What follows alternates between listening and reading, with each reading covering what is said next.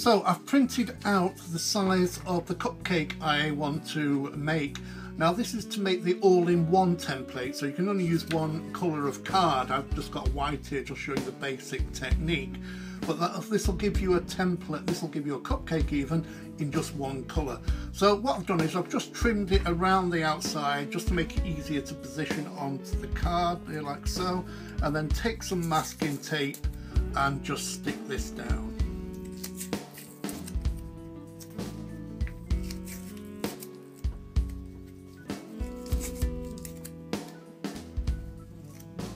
Now before I start marking it and cutting out, I'm just going to trim this little bit off the edge here. I find it easier to work with if I've got less paper excess getting in the way of me trying to work properly. Next, what we're going to do, as you can see, this one has got the lines, the dotted lines on. That's where it's going to crease and that's where it's going to fold.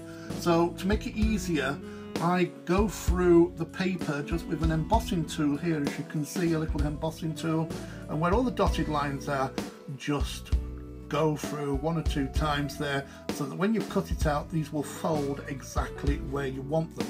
Now if you print your design onto very thin, cheap paper, which is really economical for you, but it's also great to work with, because if the paper's too thick, when you're doing the lines, embossing the lines into the card underneath, if it's thick paper on the top, it's harder to do. So just go around and crease all the lines. Do this as accurately as possible.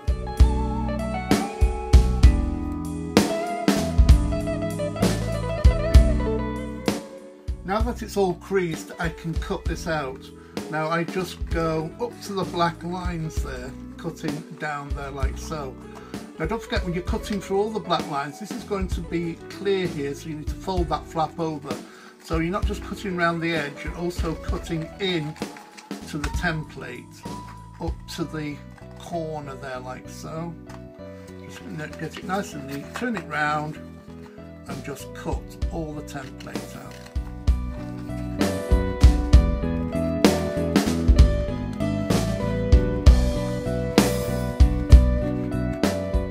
Now you can see that's all cut out now, and there's the template. Now save that, because you can use that many times over. And here's an example of some of the other ones that I've used in the different sizes. Just save them and you can use this template, and then when it rips or it disintegrates with overuse, just print another one off, use it time and time again. Now you've got 2 options here. Now because I'm left-handed, I like my swirl on the top to go clockwise. If you're right-handed, you probably like it swirling anti-clockwise. That's because it's easier to do. Don't ask me why, you figure out the way you want to do it. So technically you're kind of talking about folding it in that way or turning it over and folding it that way. If you're folding it this way, like so, you've got all the swirls, they overlap there like so. That goes there, that goes there, that goes there. You see how that goes around, so you've got the outside bit here. If you turn it over, then you've got that one and that one, and that one goes over there. That's the way I like to do it, because it seems to work better for me being left-handed. So decide on which way you want to do. I want it that way, so it's going to be more easy for me to fold over. So all you have to do now is fold over the whole thing where the creases are, and I tend to do one at a time, but you can do any way you want. Just fold it there and open it out, and fold it there and open it out. Then move on to the next one, fold it in. Don't forget, you need to do it all the same way. Fold that in there and then fold that down at the top. Open it out and fold the next one.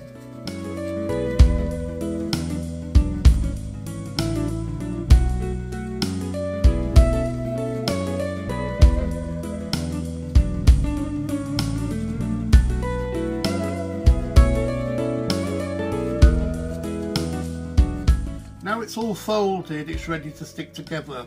Now I do it methodically and go around in the same direction, and the way I do it is to fold one flap over like so. Use whichever glue you like. Because it's quite small, I like to use this glue pen, and then just lift that up, the first one, and just line those 2 up there, fold that down, just fold it over there, so you can just jiggle it a little bit and stick the first one down, and then just wait a few seconds for that to dry.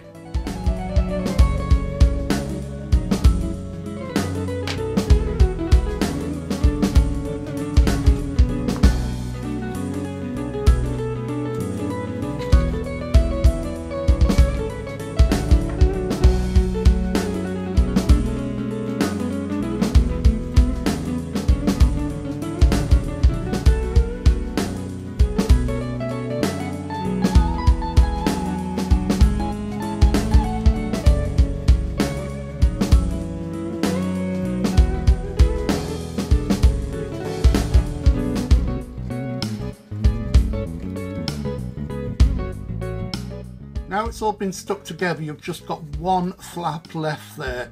So I just fold that over. Now on the last flap here, I've got a little bit of glue in there. And you then just position that in position there and fold it over. Just jiggle it slightly on the outside there, hold it together for a few seconds and just let that rest for 30 seconds or so the glue really bonds. Now to assemble the cupcake. Now this is, when you first do it you think, what? But once you've done it 2 or 3 times it gets quite easy. So let's have a go at it. Now because I'm left-handed I like it to go swirling round that way, which means that goes over there, that goes over there, as you can see, and I've got the swirls going that way clockwise. If you wanted it the other way you would fold it the other way and the swirls then would go that way. Anyway, let's have a go at this, see if I can do it in one go. The last one is a little fiddly bit, so bear with me. So the first 3 are easy. So you fold one over like so. You fold the next one over like so, and you can see you've got the 2 swirly bits going around there. Then you fold the third one over like so. All you're doing is folding over. You've got the first 3 like that. Now it gets a little bit different. This 4th one then just tucks under the first one like so. Now if you hold on to the 4th one and take the 5th one and just tuck that over there, that slides in. You can see how that's going round in a circle now. Now the little cheeky one is this last one. You have to fold it inside there. That slips into there like so. And this is the bit that always jiggles about. You see this bit here, you've got to just fiddle about a bit until that pops in.